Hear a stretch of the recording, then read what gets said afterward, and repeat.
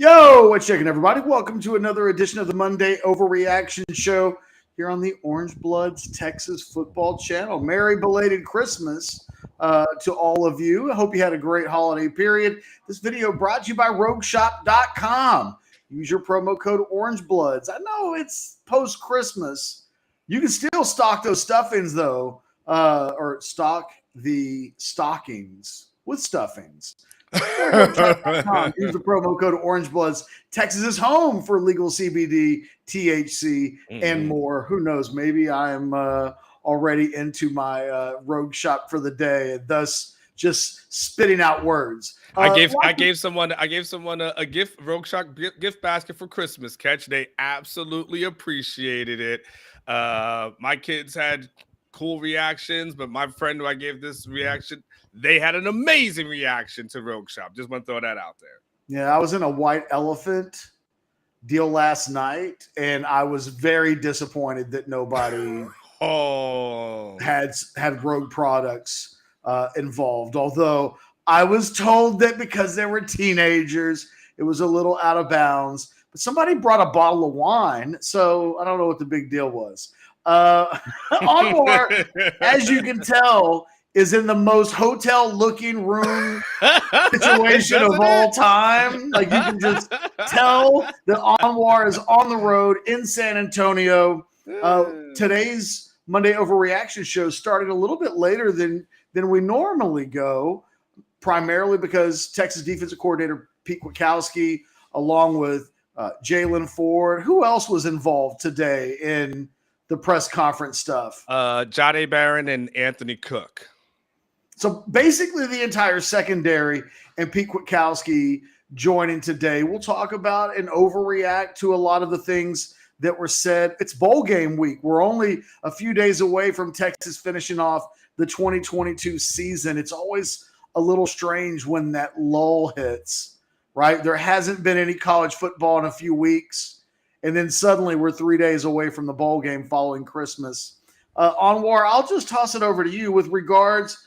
I saw your tweet, and I retweeted your tweet, and I feel like I know what the main headline from today probably is. But from your perspective, having covered the press conference today, the number one headline coming out of today was...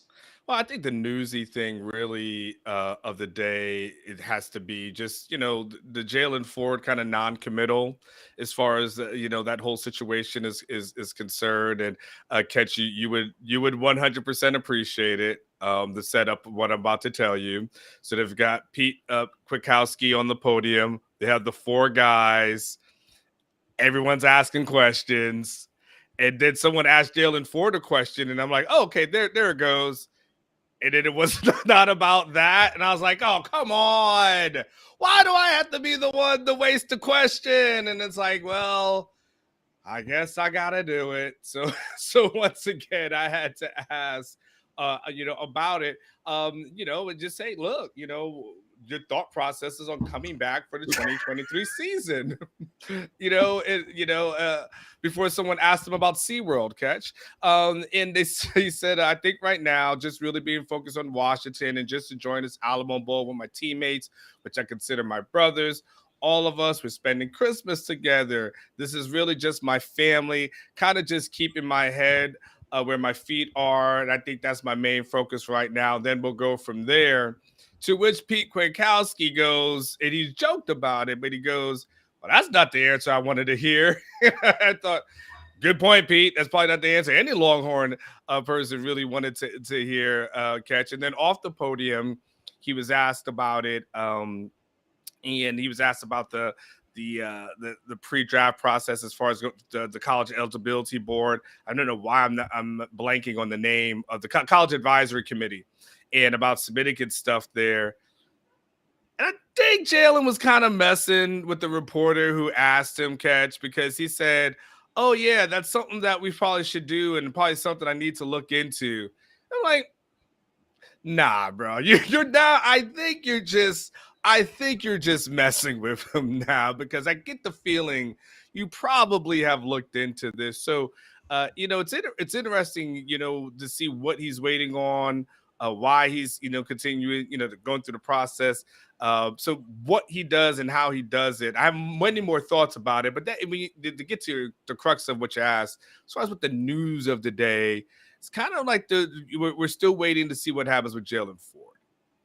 Yeah, it's funny. You and I spoke earlier today, and I said, it's interesting. Jalen Ford is up there. I said, there's a couple of ways this can go. I mean, he could have said, my intentions are to be back next year. And even that doesn't necessarily close the door, but there's a lot of ways you can present I don't really have a full comment on that, but I'm focused on the bowl game and we'll deal with this later, typically can be code for I'm about to get up on out of here after the bowl game is over with, but I'm going to play this game.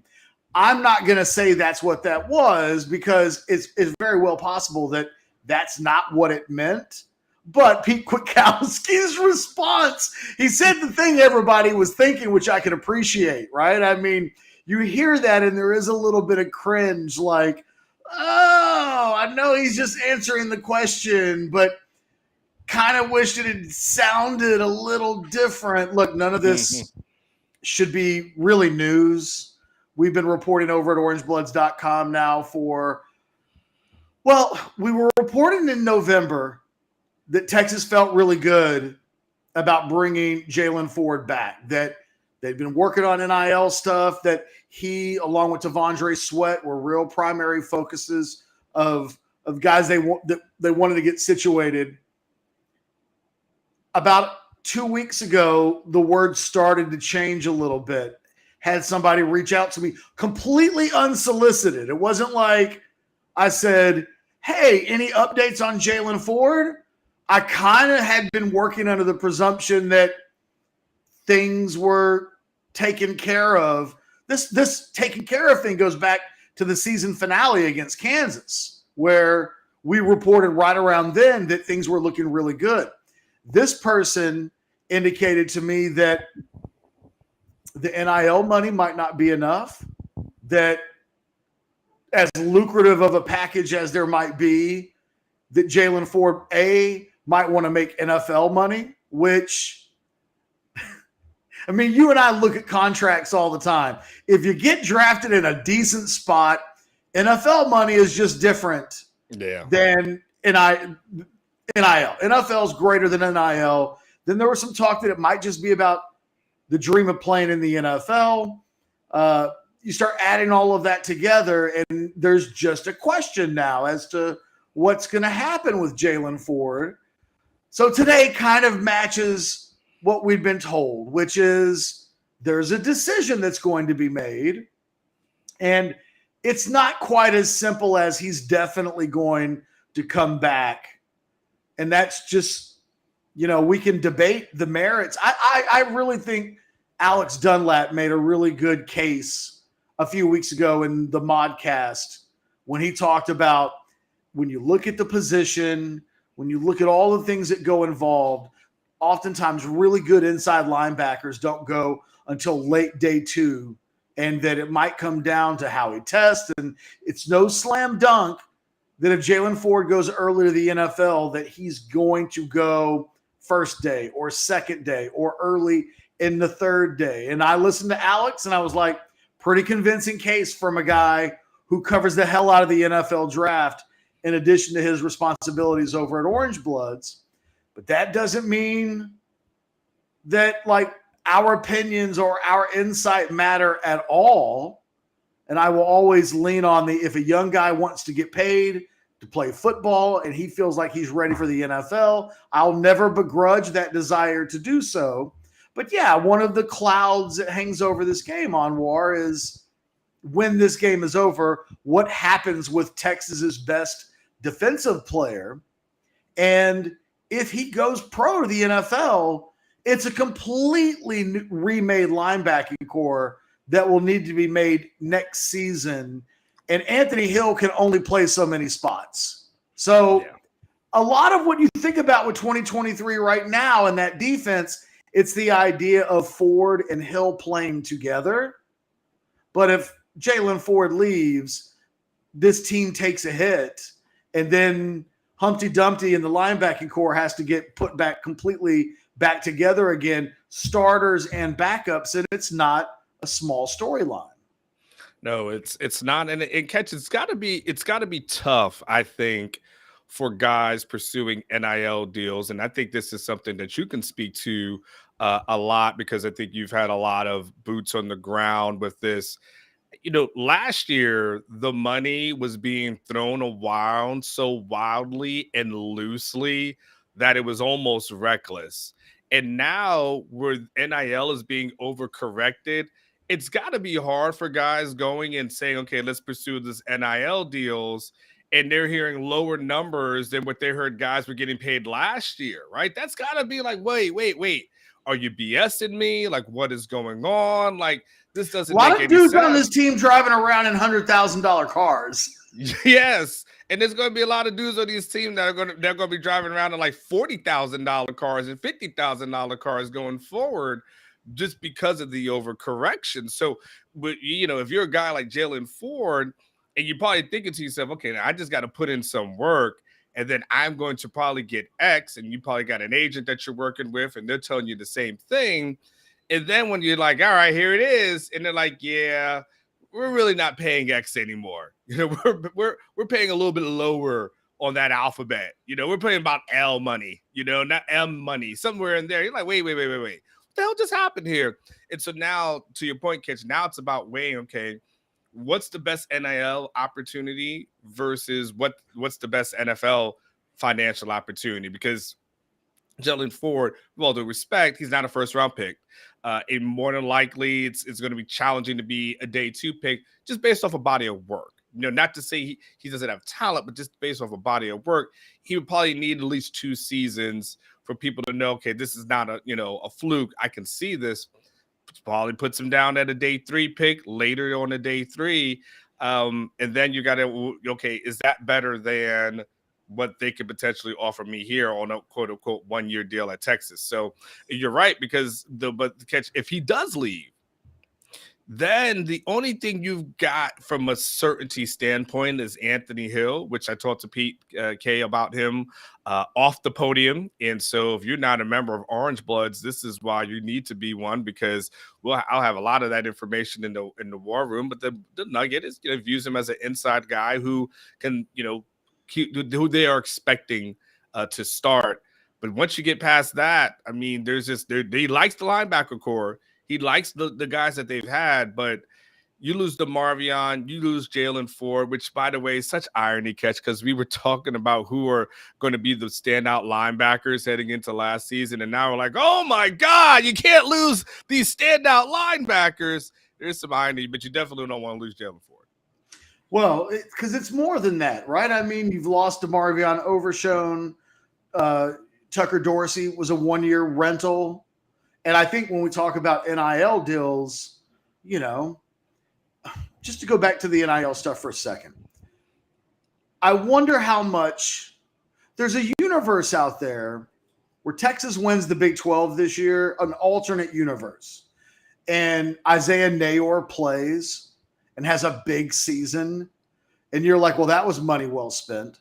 And then you kind of look at all of the transfers that come in, and Nayor hits, and Tucker Dorsey hits, and you get, Ryan Watts is a guy that in a year where you win the Big 12, and Texas really wasn't that far away from that. They needed to win one more game to get into the Big 12 championship. And then just like Kansas State beating TCU, I kind of feel like the best teams in the Big 12 in a round robin would all take turns beating each other. So on any given day in the Big 12 championship game, Texas could have pulled that off. You might look back and say that the money they spent in the portal was worth it. Like, hey, we bought ourselves a Big 12 championship because we don't get there without the players that we got. But instead, Nayor gets hurt. That has to feel like money completely wasted. Mm-hmm. No offense to Isaiah Nayor, but it took NIL money to get him to Texas, and then he didn't play it down. And then you go through the list of guys and Jaleel Billingsley, Ajay Hall. Ajay Hall. He gets arrested. Like, geez, keep going. I mean, Watts was a low key, and in reality, I don't think anybody begrudges Quinn Ewers at all, because that wasn't his stuff. Is his stuff, and that really wasn't like Texas setting him up, and that wasn't part of the NIL initiatives to get that stuff done.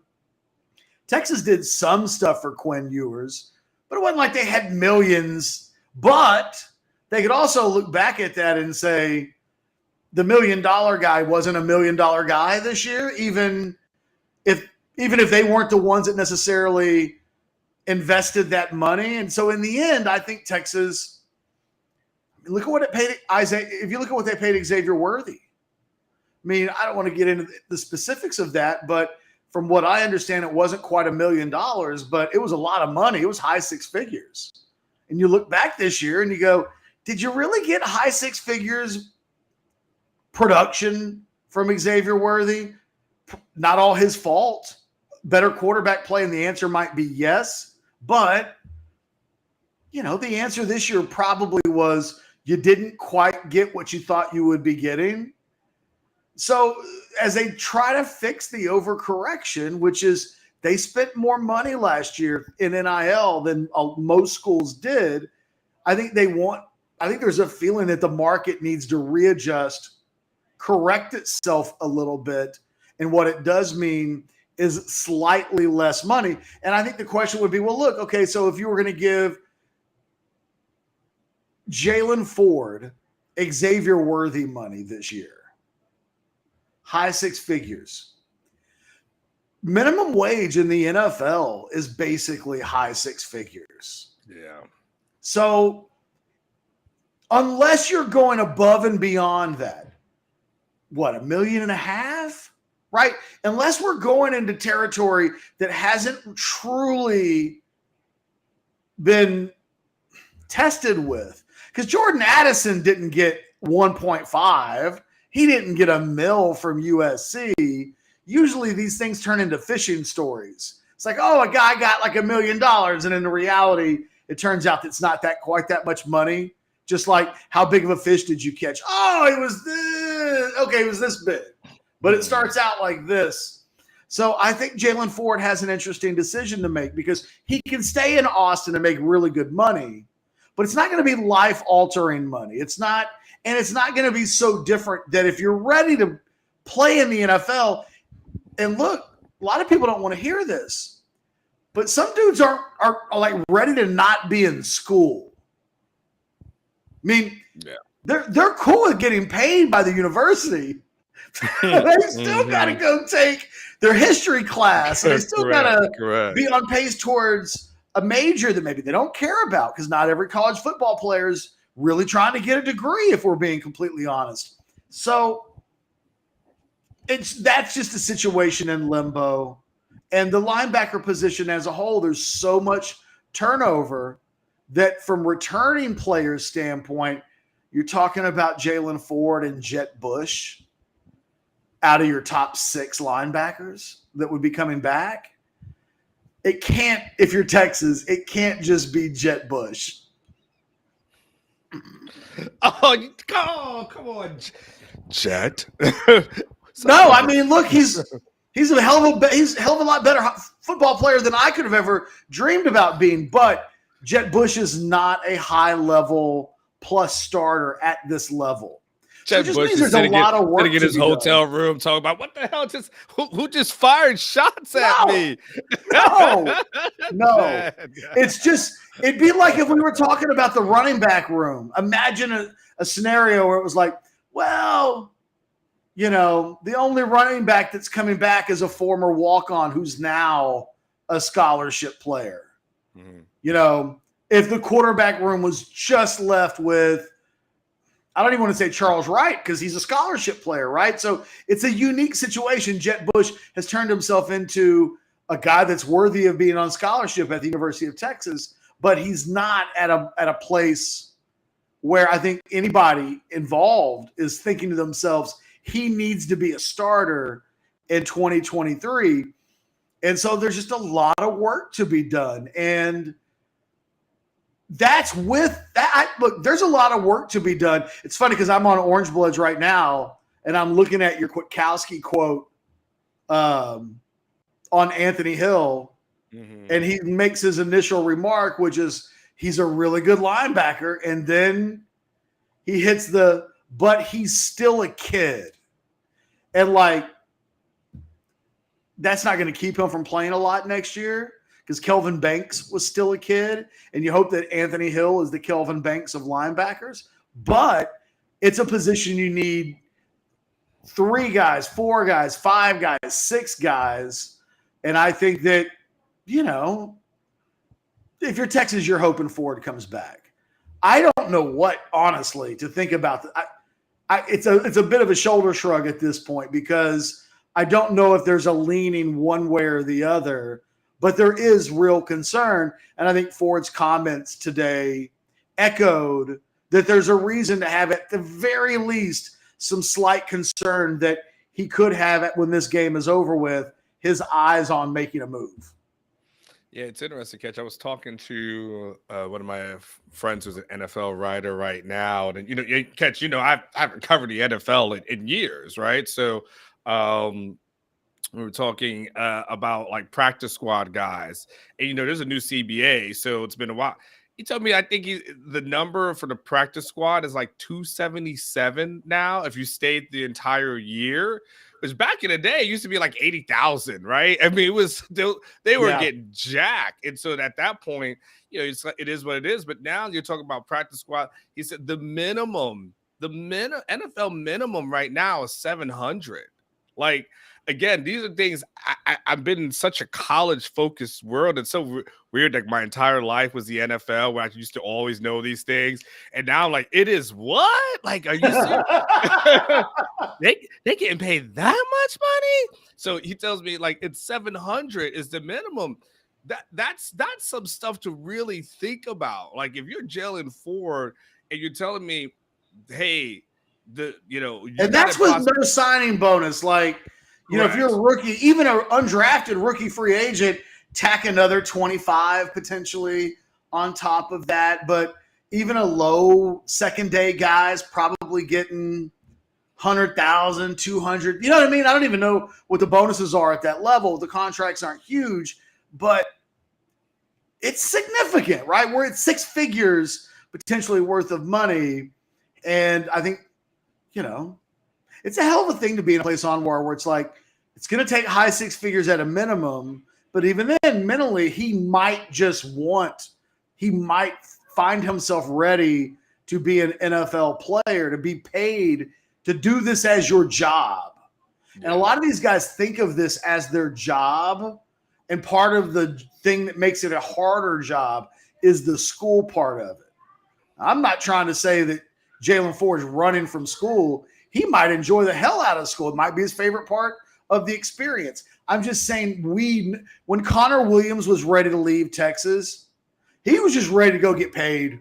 Yeah. And there wasn't a conversation that you could have with him. It was like, I'm good. And DeMarvin Overshown's a bad example, but Bijan's a good example.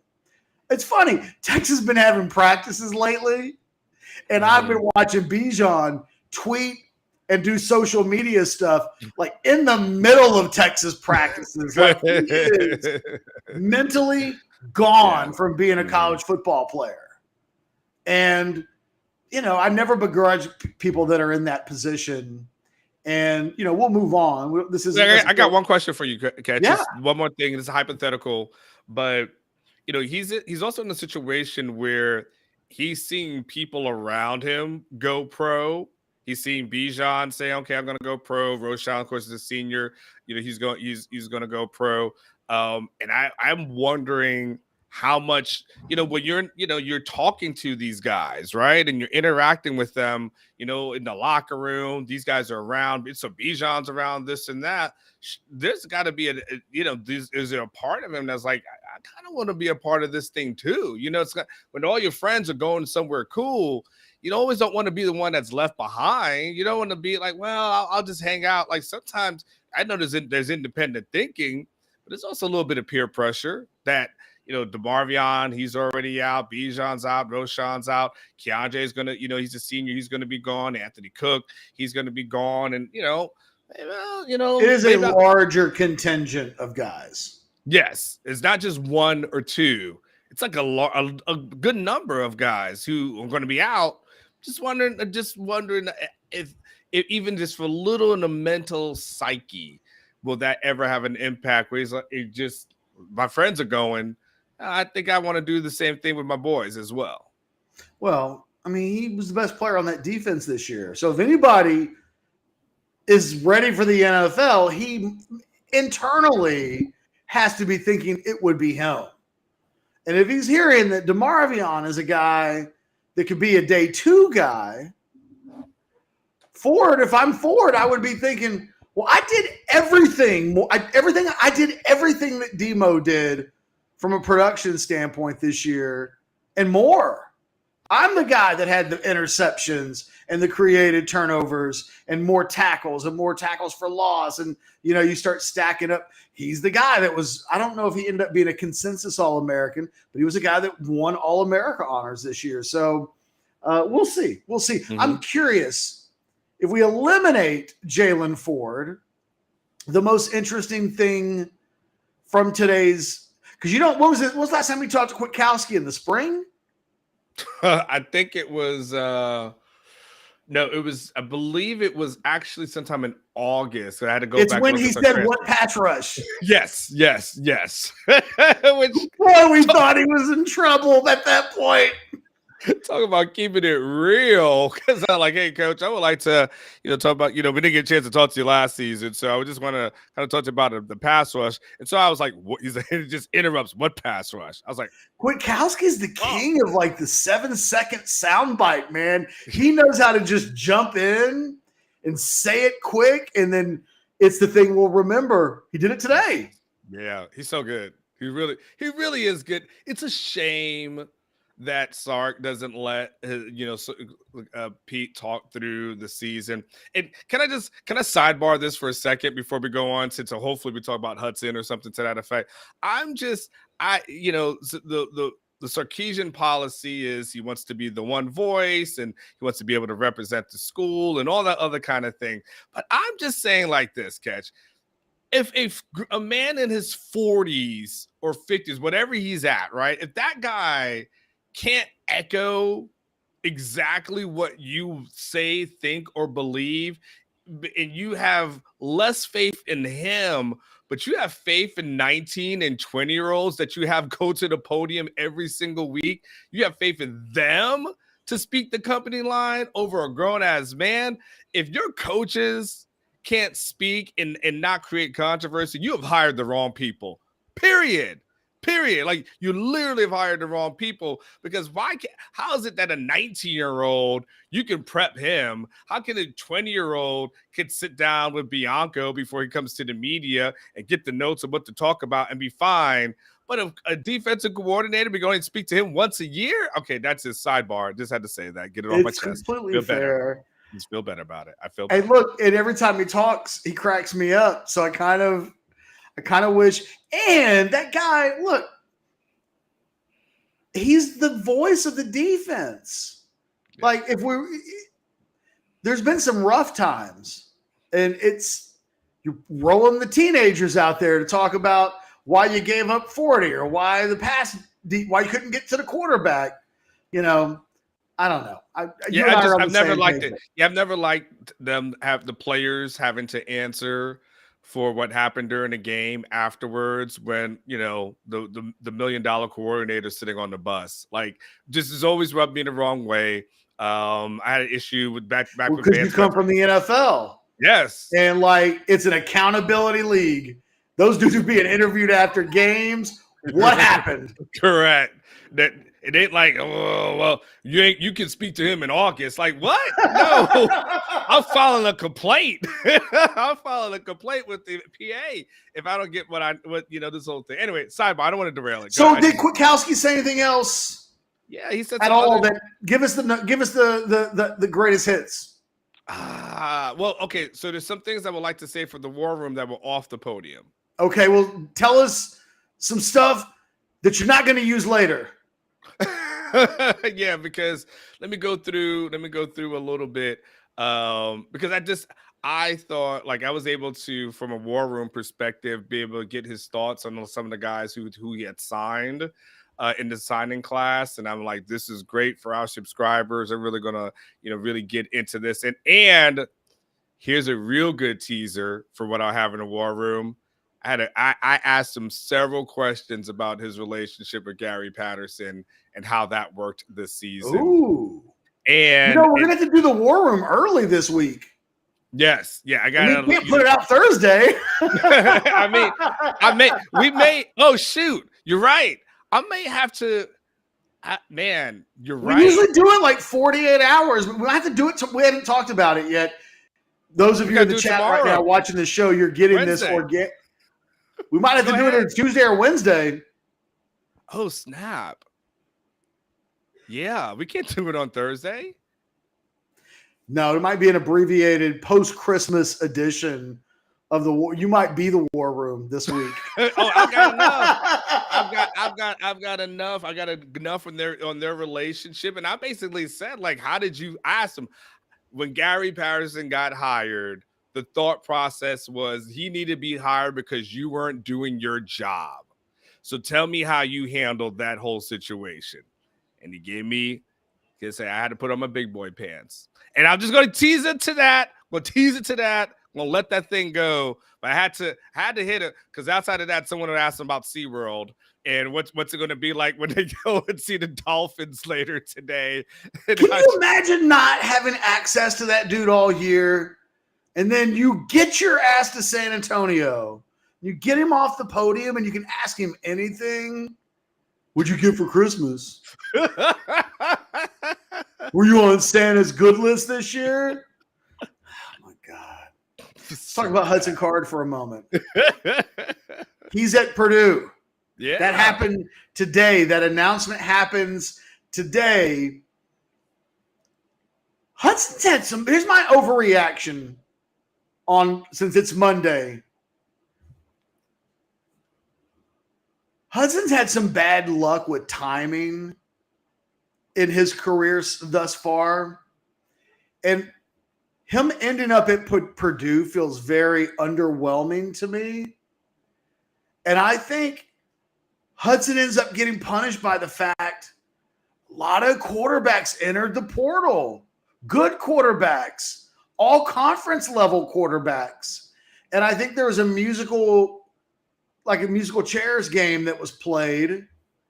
And look, maybe Purdue's just where he wanted to go. And I'm sure there's a lot of reasons for the decision. And if I'm not mistaken, I think that's where I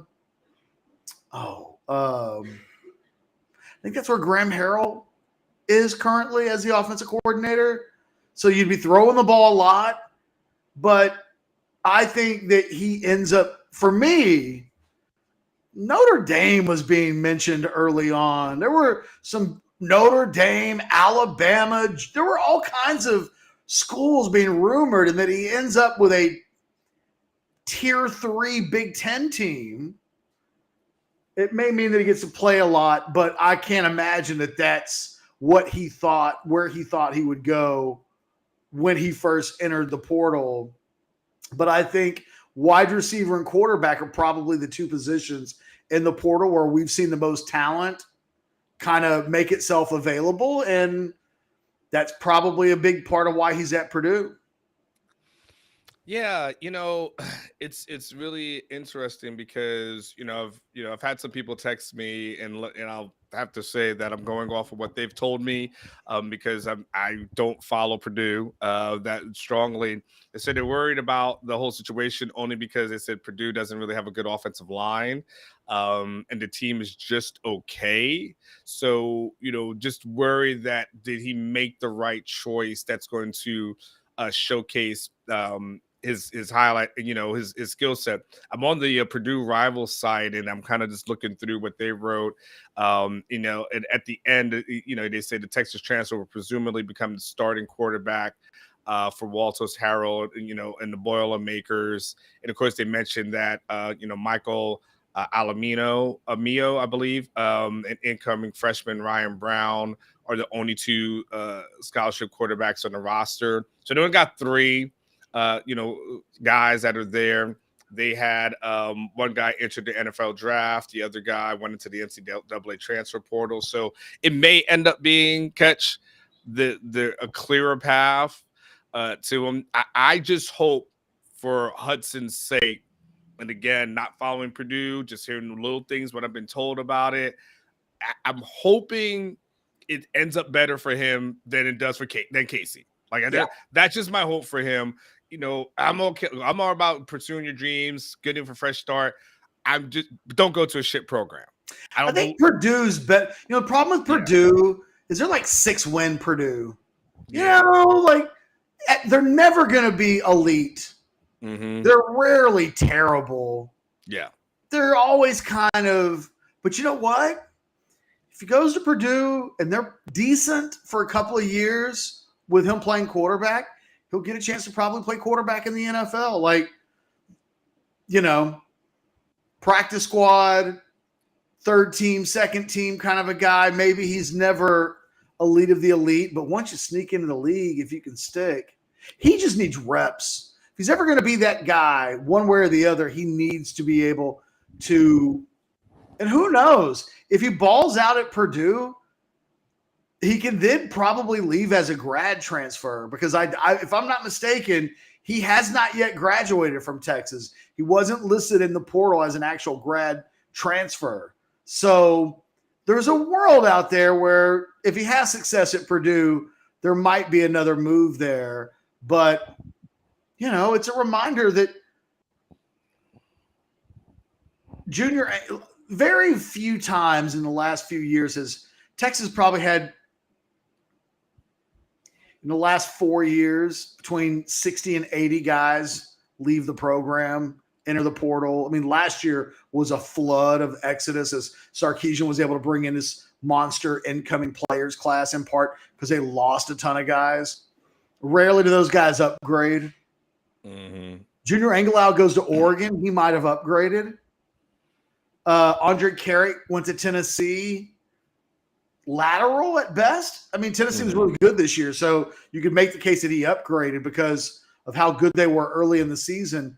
But by and large, you get Hudson Card going to Purdue. You get Devin Richardson to Washington State. Jameer Johnson goes to Indiana. This more times than not, if you've been pushed into the portal, it rarely ends up with an upgrade. And so, it's not like Hudson Card's got a big old resume. He's played a little bit. He's had a little bit of success. He's got a lot of talent, but it's unproven, ain't done it yet talent on a consistent basis. And maybe Purdue's about the level he needs to be at right now. If we're being completely honest, and I take away the fact that I'm a fan, and we just look at what it is that he's done, having a mid-tier Big Ten program say, come on in and be our starter, is probably about what he's earned. Yeah, I think that's fair. I think that's definitely fair. To your point, most people don't trade up. Most people trade down because the guys that you mentioned, those are the fortunate ones. Then there's going to be that whole contingent that ends up at like the Sam Houston States of the world. No disrespect to Sam Houston State, even though it seems like sometimes I've been throwing a lot of shade at them. But you already got called out for calling out Sam Houston State today. I mean, so a lot of those guys end up in Sam Houston State, and then or nowhere, which that ends up on the table too. Is using more people in the portal than there are spots available. So, it is what it is. But it's at least, I think the plan was for him to graduate after this semester. So the next semester, I believe, is when he's supposed to graduate. So it'd be interesting to see if he just enrolls immediately in Purdue, which I would assume would be it. And then, he finishes up his program over there, or if he finishes up with his Texas degree, like I'm not quite sure, what that is or will look like, for him. But there is the thing. If you are Hudson, you've got to tell yourself, I've seen guys leave Texas and do well, And I could be another one of those guys. We saw that with who's the kid at Utah right now, that used to be at Texas. Cameron Rising. You saw that with Cameron Rising. That worked out obviously pretty well for him. In case he just found kind of a home. The Alabama quarterback, what was it? Is it Jaquindon was his name? No, or which one was it? It was the Alabama backup quarterback that was committed to Texas and then decommitted. I guess he didn't technically transfer, but he was committed and then left. I guess the long story short, Jalen Milroe. Yeah, that's what I was thinking. Jalen Milroe. I was thinking of guys who transferred, but we have seen guys who transferred. With Bouchel transferred. That ended up going pretty well for him. So I think if Casey, go ahead. Well, I have a question for you. Yeah. So I'm looking at the Rivals portal quarterback rankings. And Devin Leary, who was a really good player for NC State, he travels to Kentucky. He was the number 1 portal quarterback that I'm looking at in the rankings right now. Then you had DJU from Clemson, who bailed out after essentially losing his job to our guy. We share. We're Klubnik guys together. He goes to Oregon State. Then you've got, and don't worry, the question's coming. You've got Grayson McCall from Coastal Carolina, who's been a really good starter for a couple of years. He's in the portal, hasn't made a decision. You've got Brennan Armstrong for Virginia, another guy, pretty good player at the ACC level that hasn't made a decision. Card's listed 5th. He's going to Purdue. Here's my question. The 6th guy in the portal rankings is Spencer Sanders from Oklahoma State. Wow. After everything we've seen of Spencer Sanders, does he land in a more favorable position than Hudson Card? Because I would before you answer, that seems unfair. Sanders is an up and down guy, but this is a guy that's a winner, if nothing else. I don't know personally how to answer the question. It's a great question. And by the way, like, what the hell is going to Oklahoma State? Because they have like 11 or 12 guys that have gone into the portal so far. So, I don't know what the hell. That's a mass exodus over there. It's weird because isn't Spencer Sanders like 38 years old or something? Cause hasn't he been playing forever? Like, he's got to be easily like 23, right?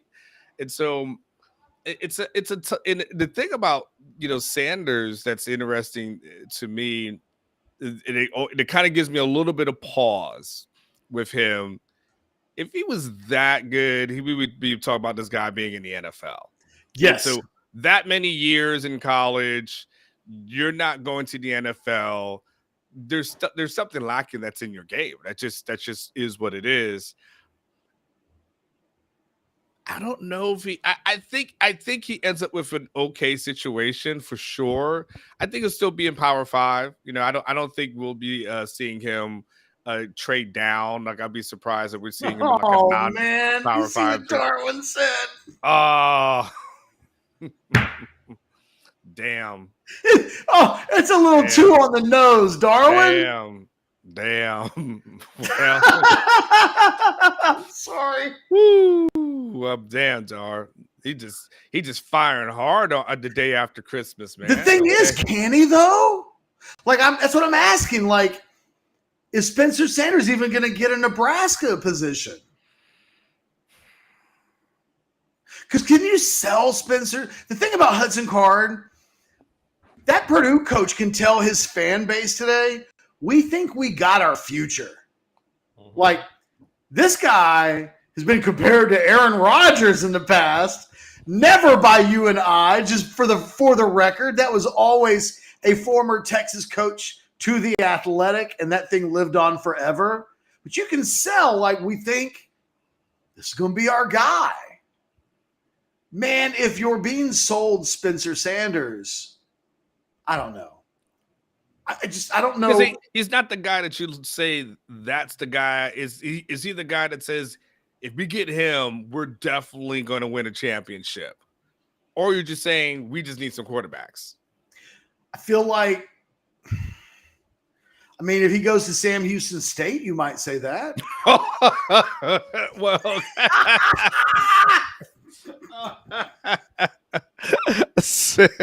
I can't wait until we end up getting those elephant dong things in the mail from Sam Houston State fans and stuff. So, I mean, all four of them will probably be pissed off, but I think Spencer Sanders. I gotta see who's got the quarterback. I would think if Spencer Sanders was really a hot commodity, he would have been snatched up by now. Just really, honestly, Catch. And I think people know what he is and they know what his limitations are. But it's crazy to go from one of the better big quarterbacks in the Big 12 to a person that we're still waiting to see what happens with him. Yeah, I don't know. It was just it'll at some point the portal. The theme of the portal, by the way, real quick. Your guy, Eric Torres, wanted to know: are you gonna dime out the SeaWorld question? No, it was a joke. No one asked the SeaWorld question. You should have saved your money, Eric. No one asked that. You should have texted me. No one asked that. I just had in theory so they have a media outing tonight, Catch, where they're going to like SeaWorld and they could get some video and stuff of the guys like being with the dolphins. So that's that. I was just joking. That didn't happen. Okay. Actually, no, there's really actually not a lot of media here, which is. I love that people assume like people. He called him Kirk Blows. Kirk really ain't the SeaWorld question type. Say what you want to about Kirk. Kirk will ask some questions that have pointy objects at the end of them, which is what I love about the guy, quite frankly, is that he'll ask a real question or two and isn't in the business of lapping up. He ain't carrying anybody's water for the most part when it comes to coaches. So I appreciate that with Kirk.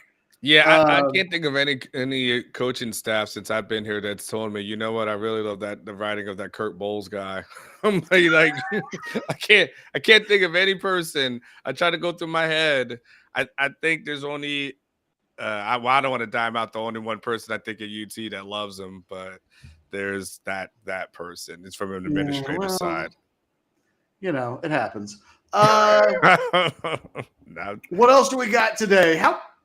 Any hot take? Can I tell you something that's also interesting, Catch? Yes, of course. So it's interesting. You asked me about today and what's going on today. I find what's tomorrow is going to be very interesting. You said, of course, they gave us Jalen Ford today.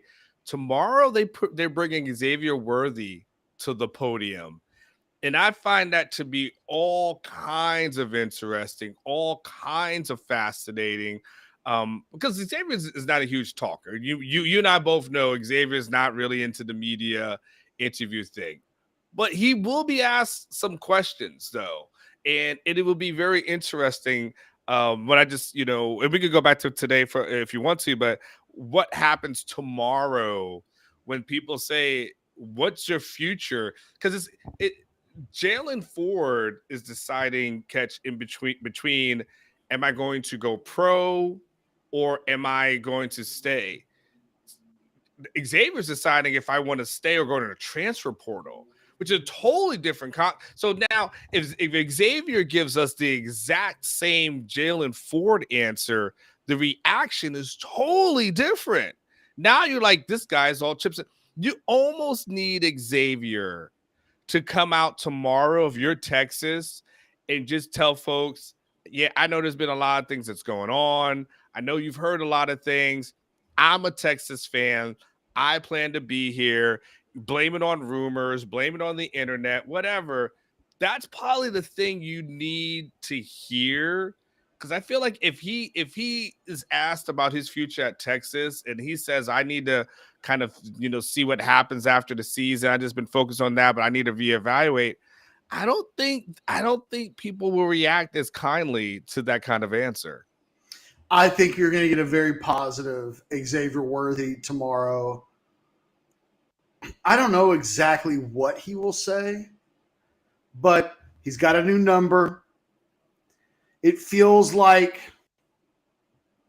his social media stuff lately has been very I'm about this team and I'm staying at Texas. You know, one of the things that I thought about over the weekend, which is weird because it was a Christmas weekend.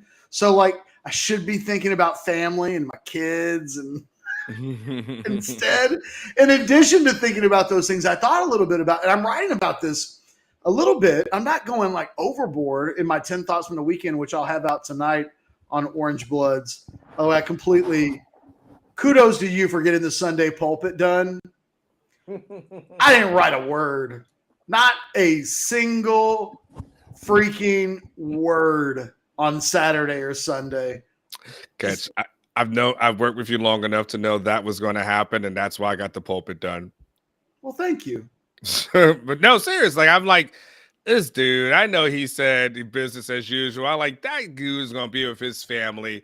Let us get some Sunday content out here. I write content on vacation. Mm-hmm. So I legitimately thought I would. But then I would say about on Christmas Eve, I was like, who am I kidding? It was a little bit later that day that you and I talked. And I was like, nah. Especially once you told me that you had the pulpit. You're like, I'm going to get the pulpit done. I was like, okay, well, that can carry us on Sunday.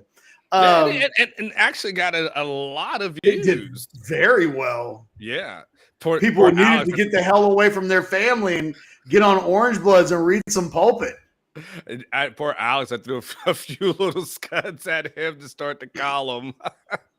So what I was going to say about Xavier is it's an interesting deal. He can only be so defiant tomorrow if he wants to be defiant, because there's no way to get around the fact that last year during the offseason, there were some portal things. There was some concerns, and none of it's stuff that's public, right? Like, it ain't like the school ever confirms that a guy was in the portal and then came back out of the portal. Like, it's all kind of stuff that happens. People kind of know that it happened, but it's never really been officially discussed.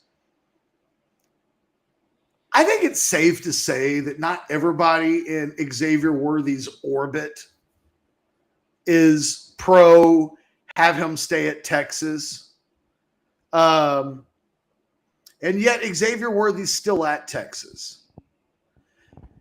And I was thinking over the weekend how he's a kid in college. And you go from being a kid in college and look in his first year as a freshman student, full transparency. We've talked about this in the past when he's an 18-year-old entering the school, like his mom handled a lot of his business. And since then, I'm pretty, they've graduated. You know what I mean? Like now he's big enough that he's got even better, not better, but just more established representation and people looking out for him and making deals. It ain't like I think his mom just making all his NIL deals now. They have professionals involved. So he's got like a team. And I think when he was a freshman, the team was a bigger part of his day in and day out decision-making process than it is now. And part of why you go to college is you become your own man, right? You start making decisions for yourself that shape the rest of your life. And up until then, your parents make your decisions, and your grandma might or your grandpa might have a big influence in how you do your things. But there gets to be a point for most people when they're in college, when they say, I'm a grown-up now, and I make my own life decisions. And I kind of wonder if that's where Xavier Worthy is now in his development of a human being. Because I think there's a world out there where Xavier Worthy could go somewhere else, except he wants to be at Texas. And it seems like to me, as you and I have covered this story, that is the one factor that Steve Sarkisian has had in retaining Xavier Worthy going into next season that cannot be defeated. You can make a case that maybe he can make more money somewhere else. You could make a case he could go closer to home. You could make a case that he could go somewhere and play with better quarterback play. Like, there are other cases to be made. And yet it just feels like Xavier Worthy likes being at Texas. And if he stays at Texas, that will be the reason. And it might be this, like, the first grown-up, I'm my own man decision that Xavier Worthy is making in his life. I think fans in the future who were very quick to jump on Xavier Worthy this season. Oh, his body language isn't good enough. It looks like he's pouting on the field. And, you know, we don't need these guys that only want to be here for NIL. Or he drops too many passes. Like, it doesn't matter. Some fans looked for reasons to get on Xavier this season. And in the end, he just wants to be a Longhorn, it seems like. And isn't that what college fans say they want the most? They want to root for guys that want to be at Texas. And what I see from Xavier is a guy that wants to be at Texas. Yeah, Catch, and sometimes it's kind of the good and the bad, but where we are in this day and age of reporting, like people get things in real time, right? And so you getting it as it happens. And so sometimes you ride this little emotional roller coaster. So at the end, it may be Xavier says, I'm here, I'm good. Everything seems to be trending in that way. And then some people will just come back and say, oh, you guys blew that whole thing out of proportion. It's like, no, you got things in real time. But, it does seem like, hey, he like, there's a number change. Why the hell am I changing my number? And why the hell do I care about that for one game? Like, if I'm out, I'm out. Like, give me no number. I don't give a damn. Like, I don't want to be here. You got a guy that if you doesn't want to be here, why the hell are you playing in the Alamo Bowl? Like, you don't need film. You don't need film. And there's not a program Catch that's going to be out there that says, we'd really like to sign that Xavier Worthy guy, but if we just saw one more game from him, like, we probably would want to. But I don't really know. I would have loved to see when he does in the Alamo Bowl. No. People say, man, yes. 7 days a week, twice on Sunday. And yet, with all that being said, we know that he's looked into ways and opportunities to stay here, to be here, to not leave. He's had conversations with Steve Sarkisian, and they have a personal relationship. Sark has acknowledged the Xavier's frustrations, but they've had conversations since the season has ended. And they seem to, sort of getting on the same page. So we haven't had the declaration from Xavier, but I kind of get the feeling, Catch, especially as we know how controlling college coaches are. I don't get the feeling that Xavier Worthy is speaking at the Alamo Bowl without them feeling like this guy's coming back next year. Bingo. There's no way they sat down with Xavier beforehand and said, Xavier, do you know what you're going to do? And he said, I don't know. And they said, okay, well, you can speak at the Alamo Bowl and represent the University of Texas. There's no way, Catch. They had to have had a conversation. It's just logic. It's 2 days before the game, Anwar. Like, the last thing you want to do is have some dude come up there and create a story that clouds the game. Correct. So you're right, man. There's just no way that he gets up there tomorrow, I think, in both of our estimations, and says anything other than, oh, no. Hey, I'm a Longhorn. Correct. And, that doesn't even mean that it would be the end of the story, because who the hell knows what happens in the offseason? I mean,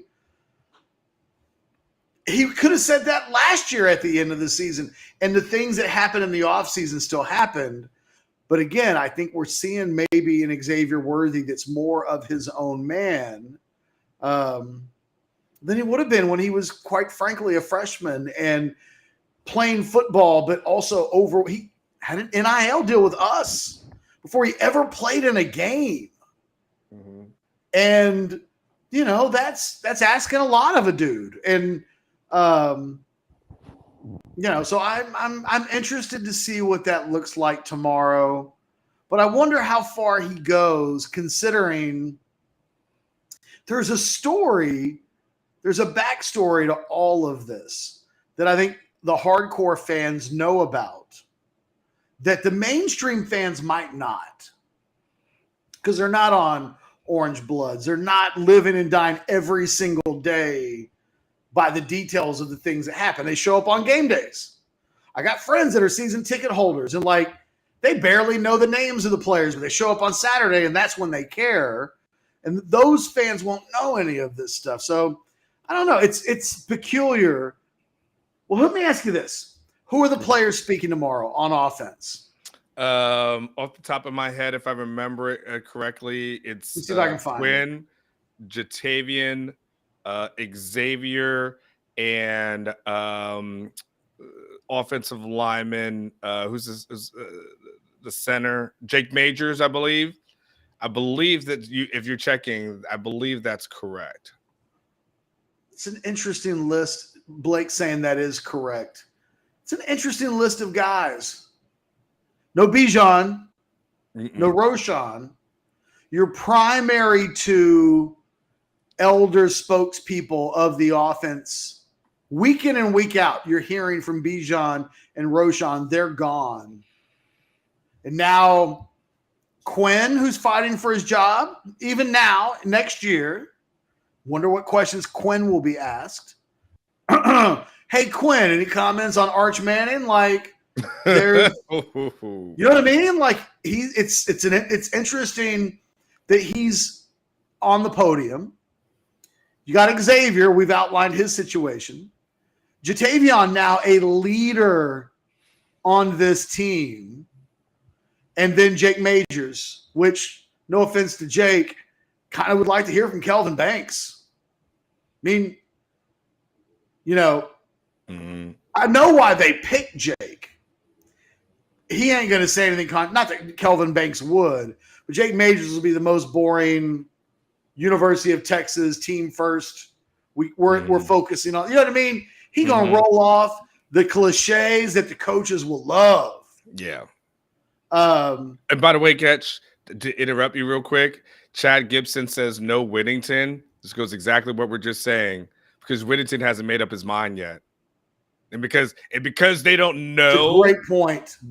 And Whittington spoke all year long. All year long, Whittington, they'll bring him to us on a Monday. But he hasn't made up his mind yet. So you ain't letting that guy speak. And he's a senior leader. He's doing your leadership council. He's that guy. You don't bring him because you don't know what he's going to say.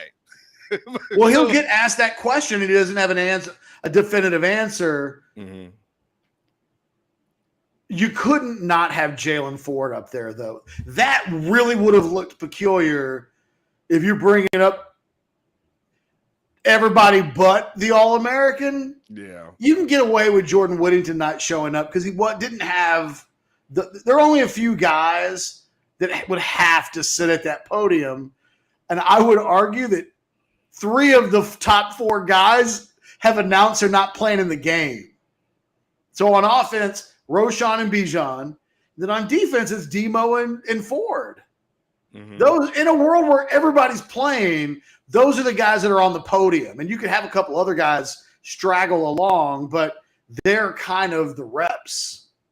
They're gone now, and I think this is, in a weird way, a little bit of a peek, especially on the offensive side of the ball, into the future of the program. It says a lot that – from where he was at the beginning of the season, that Jatavian Sanders is now there, because Quinn's the starting quarterback, so you understand that. Xavier is Xavier, and if he's coming back, he's on the podium.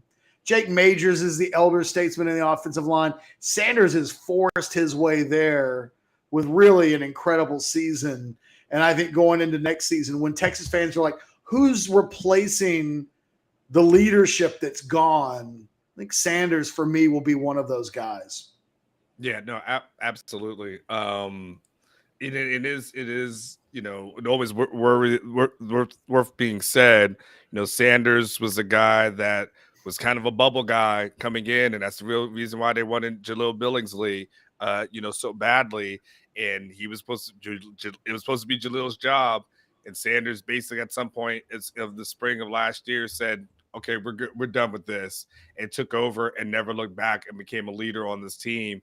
And that's where it's merged. So yeah, it will be very interesting to see, what all of them say, but specifically Xavier says. I have a question for you. Yeah. I know we've been going strong. Are we still on football? We don't have to be. We're at the wrap-up part. Okay. All right. Good. So this is the last thing. I got nothing else. So you get the last question. Can we talk about the news dump before Christmas Day? Sure. I want to get your thoughts on that because you've been reporting on it. I've heard things on it as well. It was an interesting, what was it? Christmas Day. So like day before Christmas, right? 2 days before Christmas, news dump. What the heck? Chris Beard's fiance puts out the statement, all that kind of stuff. I'm just kind of get your general reaction to what occurred and what you think will occur as relates to Chris Beard going forward. Well, I'm also writing about this over for my 10 thoughts from the weekend. It's not the thing I'll write about because, quite frankly, it's icky. And that's kind of the subject of my part of it, my section on this. It's icky to me that 2 weeks have now officially passed. And the only thing that we've heard really from anybody other than a lawyer for Beard the day he got out is from the alleged victim, basically saying it's all my fault. He was defending himself. There's some self-defense involved. I didn't mean for the police to show up. My bad. But it's icky that if that's the case, don't do it on a Friday news dump. Put that out the week of, if it's true. That coming out nearly 2 weeks later feels icky for me. It's icky that in all of that statement, she didn't definitively say that he didn't get physical. We're left in this world where it's like, it's deserved. It could have been, self-defense, like it's just, all of it's just icky. And I don't know what happens from here. I know my opinion is that if Chris Beard got physical with his fiance, he shouldn't be the head basketball coach at the University of Texas. I've not yet seen a statement from anybody or any proof that that didn't happen. All we have at this point is a Friday news dump statement on the eve of Christmas Eve, of all things, where the alleged victim somehow in some shape, form, or fashion is put into a position where she's the one making the case for the alleged abuser that this isn't what it looks like. And there's not a victims group in the world that would be okay with that. There's got to be scenarios out there where the alleged victim isn't the one covering everybody else's back at their expense. And the thing is, if everything that she said is true, why wasn't that said on Tuesday, the day after he was arrested? Why wasn't it last Monday? Why are you waiting until the Friday before Christmas Eve at 5:30 in the it's such a news dump that it's almost cliche. It's the stuff that Baylor did. Baylor looked at that Friday news dump and went, yeah, that's how you do it. That's how you do it. You wait till the Friday before a holiday and you just put it out there, because who's going to respond to that really critically on a Saturday or on Christmas Eve or Christmas Day? Again, I don't have any answers. All I know is this is all icky. And I personally, you can say, Catch just going social justice warrior. You can say I'm too woke. You can say whatever you want to say. I cringed at the victim, alleged victim, issuing a press release where at no point in the press release does it say my fiance didn't abuse me. That was nowhere to be found. And it kind of matters, because if you say that it doesn't, what you're saying is, well, if she asked for it, then it's okay. If she knocked his glasses off his face, it's okay that he struck her or threw her or whatever. If you think that a woman can say something that pushes your buttons so far that it's worthy of abuse, it's just all icky. We're in this world that the longer this thing goes, we're having to decide what is allowable and what isn't. And what's ickiest of all is that we're finding out that for some people, they can live with a lot of ick. That they can live with a basketball coach that might have struck or abused or physically something to his fiance to the level that she called the police. They can live with that if in their mind she did something that either initiated it or caused it or whatever. And it's like, quite frankly, I don't want to hang out with you people that are like, well, it's okay. She said something. She said it was her fault. So, like, it doesn't really matter what happened next. There were too many people on Friday that read that press release and were like, cool, let's get back to business as usual, and didn't have a single critical thought about what was transpiring and what happened. And not enough people saying, well, I thought he said he had video. So if there's no video, why did he say that? Innocent people don't make up things that, you know what I mean? Like, there's just questions to be asked that a lot of people don't want to ask because they just want to watch their college basketball. It's just icky. That's it. I'm surrounded by ick, and I'm completely okay with Chris Beard being the Texas basketball coach in the future if there's a way that this comes away not just looking super icky. You know what else is icky? It's icky that there's an active player on the team that's been arrested and charged with essentially the same thing that Beard has been charged with, and he's playing. It's in the same ballpark. It's alleged domestic abuse of some sort. It's icky. The basketball program is icky right now. And no matter how good the team is, it still feels icky.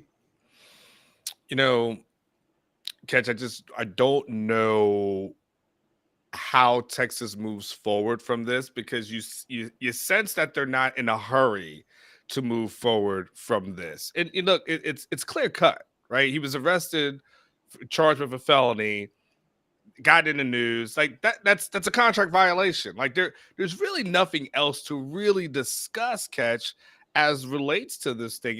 If Texas wants to pull the trigger, they can contractually do so. And you got and if he wants to sue or something at some point like that, it's all black and white that's within the contract. They're not.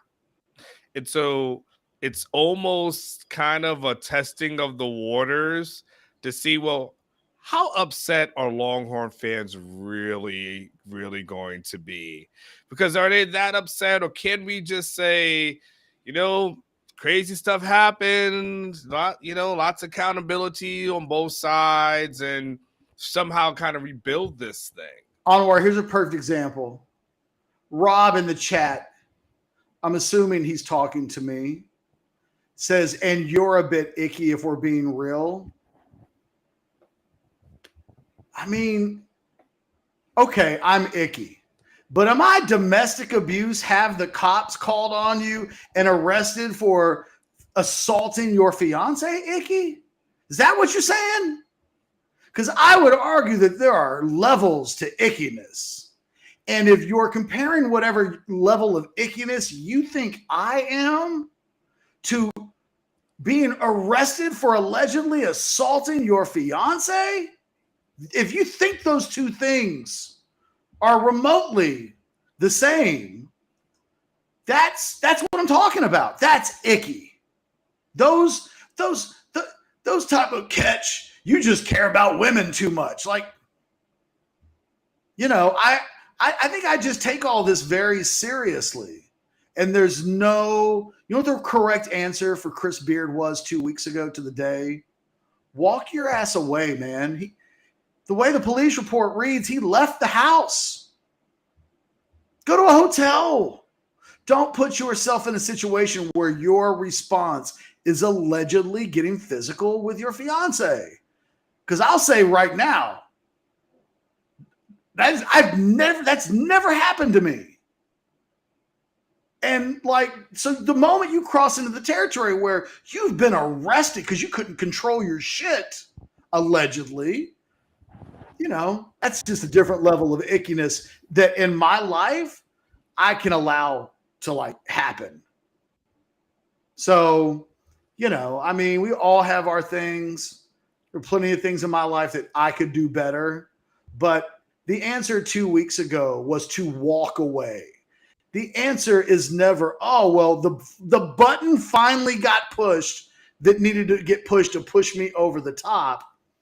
And you just can't respond that way. That applies for all of us. All of us. There's no, I don't care if there's no reason, there's no excuse that makes responding with violence the answer. Other than anything short of a gun was pointed at me and I had to do what I had to do to save my life. Other than something that extreme, the answer has to be the mature, better person who has a lot to lose. Chris Beard created this situation.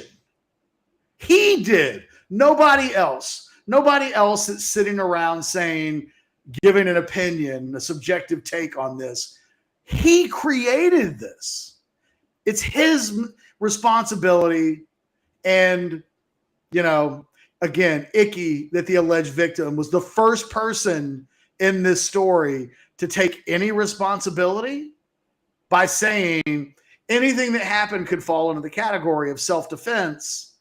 Not good enough for me. Just not.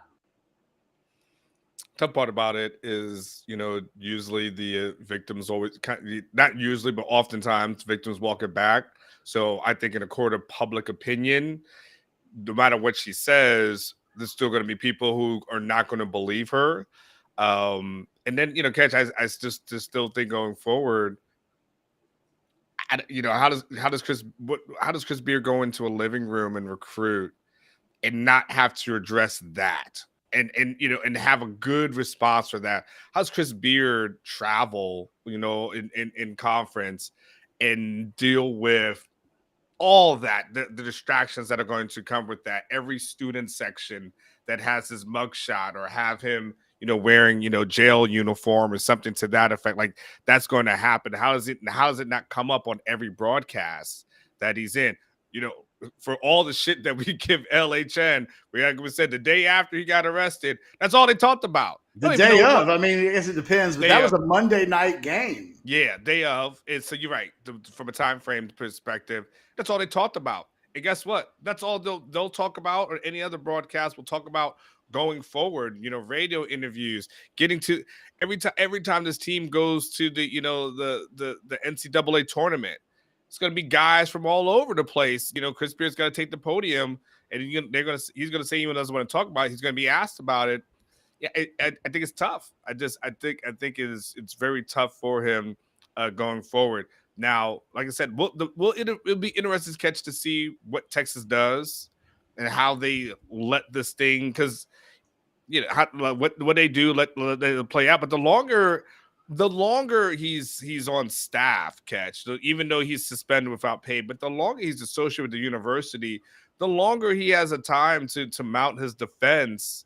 And the longer he is, that gives him more time for the court of public opinion, for those who want to win games and not really worry about any of that other stuff, or still want to say this, whatever the case may be. The longer he has, it gives him time to kind of build a defense and then build a me versus them, us versus them, all that kind of stuff. He's going to say, my wife's standing, my soon-to-be wife is standing by me. She said this, so on and so forth. You guys going to really fire me? The longer this thing plays out, the more Texas is going to have to deal with PR things and PR issues. Last thing I'll say, Jason jumped into the chat and said, you don't think it's icky to settle quickly and a little strange if all your original statement was true? Come on, there's more to the story. I don't know what part I said. It's all icky. All of it. I can't think of a part of this that isn't icky right now. So that would be my answer to that. You don't think it's icky to settle? There's nothing that can be done right now that doesn't feel icky, period. Does it mean settle? Like settle in what way? Settle? Well, like and just for full transparency, charges? What she put in that statement on Friday was not a wash away of everything that is alleged to have happened on the night of. She does not say in that statement that Chris Beard didn't physically do anything. Assault. I don't know what the right word is. She does not say that didn't happen. She says it's her fault. I mean, again, if you can't understand why that from the outside, if you are not affiliated with the University of Texas, if you just are some average person, you can't imagine how bad that looks. Imagine if this was Oklahoma and Texas fans would be lining up to say, how bad does it look that 11 days later in a Friday news dump? Because that's a question that needs to be asked. Why was this released on Friday right before Christmas? If she's wanting to make that statement, the same statement that she made, wait till today. Wait till today, because it's more powerful if it's earlier, or if it's in a position where I think this backs University of Texas into a corner in a certain extent. I think that because for some people, this is enough. Hey, she put out a statement on war. It's all over with. Nothing bad happened. Like, that's how some people want to interpret that. I cannot and will never my own personal morals aren't for sale. I won't stop asking what I think are important questions related, because it's more convenient that just be the final word. It's not. And if you're not asking why that was a 5:30 in the afternoon on Friday before Christmas, why that was released, if you're not asking why, that's a problem. That's a problem. You probably should be asking why a little bit more, because there's a reason why it was released at 5:30 on a Friday. There is. It wasn't by accident. It's just that the answer to that why might not be the convenient clear all that you want it to be. Otherwise, it's released 5:30 a week earlier, but not on a Friday. Anyway, look, Anwar, you opened up that Pandora's box, and I apparently was completely ready to talk about it to some degree. Guys, this story's not over with. It's all icky. Simple as that. For myself and Anwar Richardson and Blake producing, and the guys over at rogueshop.com, I need me some Rogue right about now. Use that promo code OrangeBloods. Texas is home for legal CBD, THC, and more. We'll be back tomorrow. I don't exactly know what the game plan is, but myself, maybe K&A is live tomorrow after the offensive players.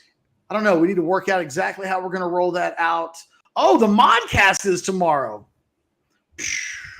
Completely forgot the modcast is on Tuesdays now, which makes sense because just like the War Room, we can't have the modcast on the day of the game. Otherwise, its shelf life is like 5 minutes. So we'll be back tomorrow with the modcast, although Anwar remains to be seen whether or not he'll be on it.